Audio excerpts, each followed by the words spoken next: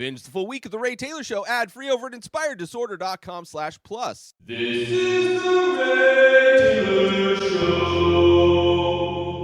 Tumbbad is an Indian horror film, came out in the year 2018. This is a movie directed by Rahi Anil Barve. Let's go with that. This is a movie that, I've been reviewing horror films through the month of October, and I've been reviewing Indian films for the last 4 months or so. This is an Indian horror film that I've looked into what the scariest. I literally searched the scariest Indian horror film. And this one was at the top of the list. I don't know what list. Maybe it was just Google that compiled this list. Either way, it was a movie that was already in my watch list on Amazon Prime. So I did watch it because despite the fact that I've enjoyed the 2 previous Indian horror films that I've reviewed on this show, they haven't necessarily been that scary. Of course, the first one was Stree, which is a comedy horror film, so wasn't really expecting too much. And then last week was Bulbul, which definitely more horrific, definitely had more of a horror feel to it. But this movie by far was the scariest Indian horror film I have seen so far. Hopefully, I will find others. But this movie also is kind of a morality tale, a tale of greed, a tale. There's a quote that opens this movie: "The world has enough for everyone's needs, but not for everyone's greed," which apparently is a quote from Mahatma Gandhi. And a great quote. Very true. This movie definitely deals with greed.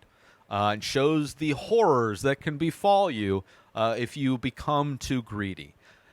So on that level, I enjoyed this movie. The overall message of the movie I enjoyed. But this movie also had some pretty terrifying imagery. This movie had some amazing practical effects, some amazing makeup effects, and kind of creature design, and also some pretty good digital effects as well. But the practical effects by far were my favorite aspect of this, and a good movie in general. I would say the beginning of this film takes place in 3 different time periods. The first part is during the childhood of a character, then the second part is kind of during their kind of young adult life, and then the third part is them as a parent. And I would say the scariest part of this movie, where there is the most kind of horror elements, is the first part, the first third of this movie, which I don't know if it's actually split into thirds, but there are definitely 3 separate sections to this movie. And I like that. I'm glad I finally found one that really feels like a through and through a horror film, despite the fact that it kind of, the second part, where we're seeing kind of the middle stage of that second part isn't as much horror, but it leads to more horror in the third part. Either way, I will be spoiling this movie, so if you don't want to be spoiled, I would highly recommend checking this movie out. It is a movie about greed. It is a movie that has monsters. It is a movie that, we see the downfall. We see, horrific things happening to people who, want more than they need. And it's a good movie. And, it's a movie that takes place in India. It takes place, the beginning part is kind of more of an outskirts, not really taking place near any kind of city. The town or village is called Tumbbad, and I don't know if it's a real place or not, but that is the area where a lot of a big aspect of this movie takes place, where the horrific things take takes place. It is kind of almost a cursed area. So it's unique in that way because it is a movie that most of the movies I've seen from India are usually based in more developed areas. And this one is kind of, at least the first part is definitely, actually through most of it is earlier times, right? During colonization, imperialism in India. And then I think the third part takes place just as India becomes free. But that first part of the movie is pretty terrifying. There's these kids that are there. Their mom is the mistress to an old man who owns this temple or this giant property, and she is the mistress for him. And her sons are there, and they're taking care of their grandma, and they're hoping that this old man who assumably has money is going to leave them with money. But when he dies, they find out they don't have anything, and that the property that he had is pretty worthless. But the situation is set up in a way that's it's interesting. Like, just the set, just the aesthetics of the movie are gorgeous. Like so many Indian films, like that is one thing. The level of cinematography and beauty that is captured in camera in the majority of Indian films I've seen is at a level that is a highly consistent level of beauty. And even though this is a dark and scary, tonally type of a movie, it is still captured in a way that is like gorgeous. Even though it's scary, it's still like gorgeous, scary. So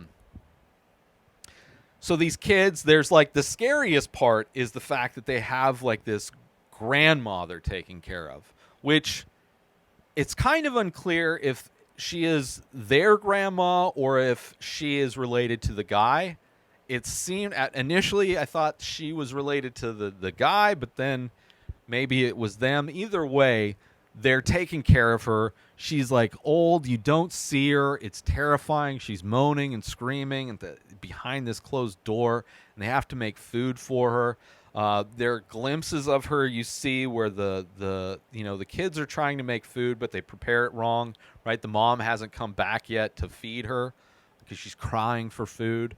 And the mom comes home and, slaps the food away from the kids before they go in there. They're not supposed to go in there. And, she prepares the food. And there's a scene where you see, you don't really get to see this old woman yet, right? It's all dark. It's not intentionally not showing you her. Like you hear her moaning and wailing. And there is a scene where you see the woman like trimming her toenails and her feet, similar to Stree, where the feet kind of look like they are charred and burnt. Like her toenails look like burnt petrified wood. Like the most disgusting toenails that this woman is using this type of trimmer to cut the toenails, and it is absolutely disgusting, right? And that's where I knew, aside from the fact it's just kind of creepy in general, when I saw that foot, I'm like, okay, I know what kind of movie I'm watching. Like, this movie is not afraid to put some horrific stuff, like to show you some disgusting stuff. And it's like also like, oh, the quality of effects and makeup in this movie are at a high quality. Just disgusting, absolutely disgusting watching her petrified toenails get trimmed. Let's take a little break from the show to promote gift certificates. If you want to purchase artwork for somebody, you have an art lover in your life, and you think they would like my art, but you don't know what painting to get them. I have over 2,000 original pieces of art for sale in my store, along with shirts and prints and other things. So I can understand that being a bit daunting if you're trying to buy something for somebody else. Give them the gift certificate, and then they can go to my website, inspireddisorder.com, and they can buy whatever paintings they want. They can buy whatever prints they want. They can buy t-shirts. They can buy hats. They can buy all the different merch, gift certificates, which are available currently at inspireddisorder.com. And now let's get back to the show. And then there's like an accident that happens where one of the kids falls off of a wall, right? Cracks his head open. They have to get some kind of cart, some kind of transportation to go to a doctor that's far away. And the one kid is left there. It's nighttime. It's stormy. It's not a good situation. It's a scary time to be alone with a creepy old lady that you're supposed to be taking care of, that you're supposed to be feeding. And it's a scary situation. I mean, even just the camera work of how that whole scene plays out, where the kid falls down and that you see them like rushing to this like taxi or whatever, and then her kind of crying as they're taking this kid to go to a doctor, and then the taxi driver's like, do you want me to still go to the doctor, or should I just go to the cemetery, right? Like, is this kid really, like, this kid like really going to be saved? Or is it too late? Of course it's too late, because it's a horror movie. Good things don't happen in horror movies. And this kid is left to take care of his grandma, and he's given like these secret words to like go to sleep or Hastur will kill you. And this movie starts with a little story, a little parable of the gods. All these gods were made, and then there was this one god came named Hastur that was made, and it was greedy, and it like went for the money instead of the food. Like, it had two options, to either eat or to go for the money, and it went for the money. It's all like, it represents greed in some way. And Hastur is like this evil demon god kind of a thing that they're scared of. And it's this it's these like special saying that you could say to grandma, go to sleep or else Hastur will get you, and that will put her to sleep if she gets scary or making too much noise, right? But of course the kid forgets the names, first time he's ever heard that name. And as he's trying to prepare, everything's falling apart. He can't make the food, like the flour's going everywhere, things are spilling, like he's like freaked out. And then he's constantly trying to forget it. But in that moment, you actually get to see what this old woman looks like. And it's horrifying, right? I mean, just looks like almost like a zombie in some ways. She has like these nails that protrude through her cheeks as if her mouth was in some ways nailed shut. Screaming for food, just like the most intricate, detailed makeup effects for this monstrous old woman, just disgusting looking, as this kid is like chained up by her, right? He can't think of the magic words to put her to sleep, and just horrible things are happening, dragging him around. It's like, it's horrific, this first scene. And then it come to the mom comes back, and they have to like leave this area because the guy died, the old man died, they left, they have nothing, so they need to leave that area. And it's a cursed area. She doesn't want him to go back there. And when they're leaving, she's like telling him, like, you need to tell me you're never going to go back to Tumbbad. You need to tell me. I will kill you if you go back there. Like, I wish you had died instead of, because this kid is greedy. He's like, we need to go, there's a treasure there. He knows there's a treasure there. We need to go back, and we need to see if that old lady knows where the treasure is. And he is just like, this kid is being greedy. And the mom is like, no, it is not worth it. It is not worth it to go back there. I forbid you to go back there. I will kill you if I find out you go back there, right? She is serious. And also pretty mean to the kid. But also, you kind of understand why, right? Maybe not the best tactic to get your kid to not go back to a place, but also you see the naive nature of a kid and knowing how important society reacts to somebody with money versus not having money, and the importance of money, and to be told not to pursue the thing that is seemingly the most important to society seems antithetical to the existence of what we're doing here. So to be punished and to be said, like, it makes sense on both sides, right? Still kind of a painful scene where she's telling her kid, like, I will kill you. I wish you had died instead of your other brother, because your other brother wouldn't be this greedy.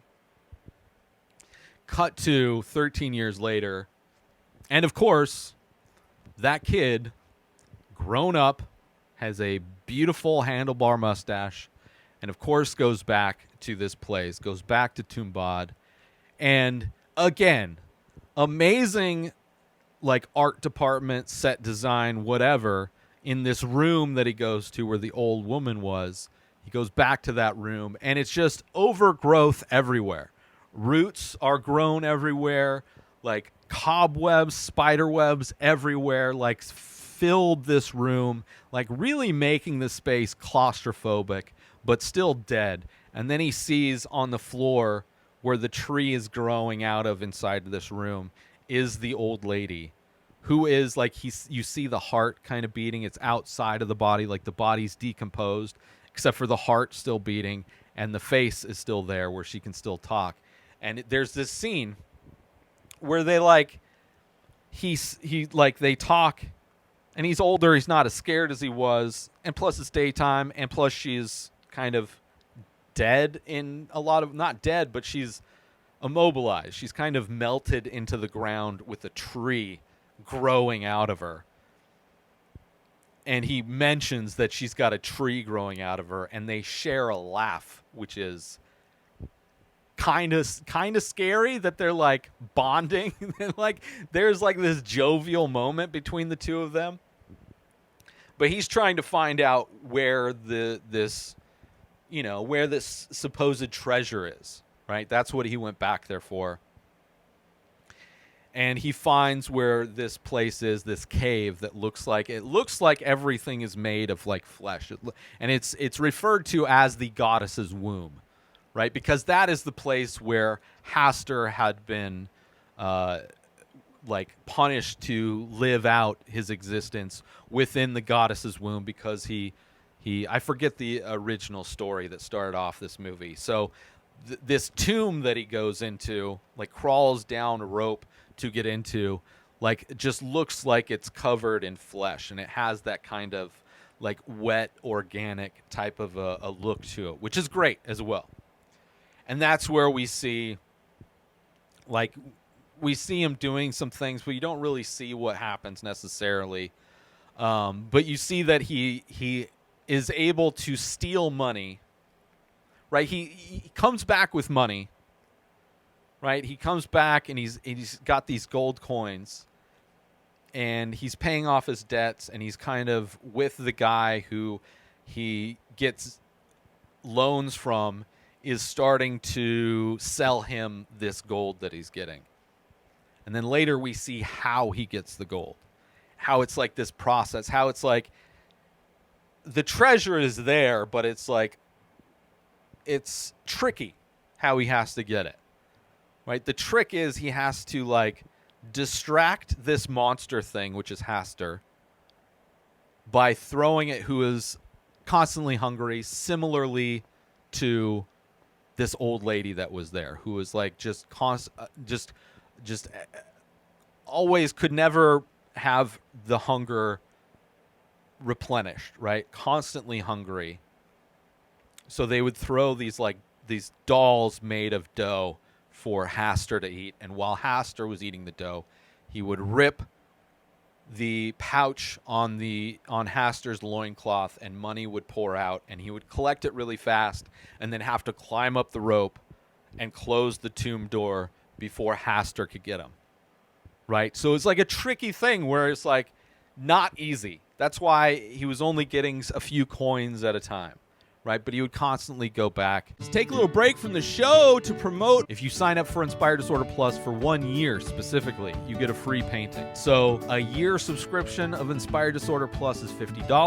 The painting, the majority of them are $100. So it's a $150 value signing up for 1 year of Inspired Disorder Plus. So not only do you get a free painting, but you also are subscribed to Plus for a year, which means that you can binge this show, The Ray Taylor Show, ad-free, the full week, ad-free, available on Monday. You also get discounts that are members-only pricing type of deals. All of the podcasts that I've produced in the past, close to 20 different podcasts I've produced, hundreds of episodes. There's also my personal blog. You can ask me anything if you want to start podcasting or get into art. All of that stuff available in addition to a free painting when you sign up to 1 year subscription of Inspired Disorder Plus. Head on over to inspireddisorder.com/plus and become an Inspired Disorder Plus member today. And now let's get back to the show. And then a lot of the middle of this movie is kind of just him and his life and how this money has changed his life. He was able to get a nanny to help around the house. They were able to, build their house up. Later, that guy ends up working for him, or they become business partners in some way. Like, you see how it has changed his life. Kind of for the good, but still, it's not easy. He's able to do it, but it's an interesting kind of aspect of the movie where you're just seeing this guy older, kind of benefiting from this money that he is getting from this god Haster.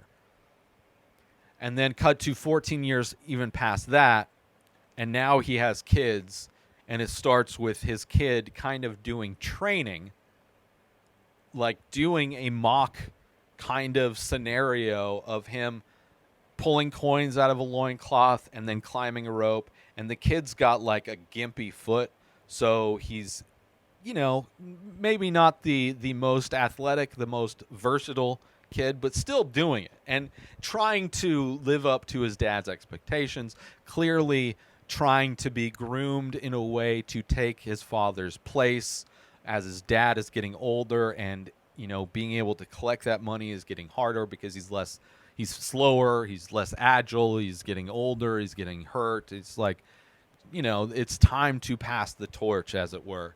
And seeing that kid, and then you see how the father learns a bit of what it's like for your kid to be greedy, kind of seeing what his mom had to deal with when his son has greed, of like sees how the process is done and has an idea, thinking like a shortcut, a way to get the entire pouch instead of just trying to shake the money out of the pouch.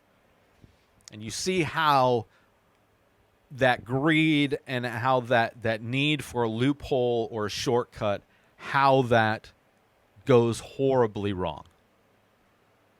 Right? Something unforeseen happens when they try and do this thing out of greed, and how horrible it is and how sacrifices have to be made. And it's great how this ends. Like, I don't want to spoil necessarily exactly what happens at the end, but it's an interesting thing that this guy growing up, going against the wishes of his mom, following greed, how that greed has improved his life, but how eventually history repeats itself, and he sees the downsides. He sees, and in some ways pays for the greed of his child. So it's interesting. I enjoyed the movie. I enjoyed the story. I like the ride of it. The end is amazing. The practical effects are amazing. It's a story where it's like it's like a bummer, right? It's a bummer just to see people doing things that are bad for themselves in order, but it also sucks that we live in a society, in a world where money is so important, where, especially if you're poor, like the quality of life is so immensely easier when you have some money versus not having any money, and how easy it is to be greedy. And you see greed even with people who have a lot of money, which we see, when the greed of his son comes, it's like they don't need to do these things, right? It's not a necessary thing. They aren't wanting of anything. They aren't poor. They are doing well. So it's how, usually that kind of greed is rewarded in a lot of ways. You look at in reality in America, you look at millionaires and billionaires given free money by the government. They beg for money to pay for their legal fees, and it's like they never can have enough. You have like the Jeff Bezoses of the world, or the Mark Zuckerbergs of the world, or the Elon Musks, and it's like there's never enough money for them. Like it is all about getting as much as possible, even though they are have exponentially more money than the majority of the world put together. More money than any human should ever need in their entire life, and nothing happens to them. Like literally, because of the money they have, laws and governments and so much of life does not impact them whatsoever, in the same way that somebody who doesn't have money, living without health care, could instantly, in the blink of an eye, have everything turned upside down and be, just completely out of options. So, like, I wish there were these kinds of circumstances for people who are greedy, right? I wish life worked in a way where people who were greedy took great risk to become that greedy, right? Could stand to fail in great ways, like this movie would illustrate. But that's kind of not really.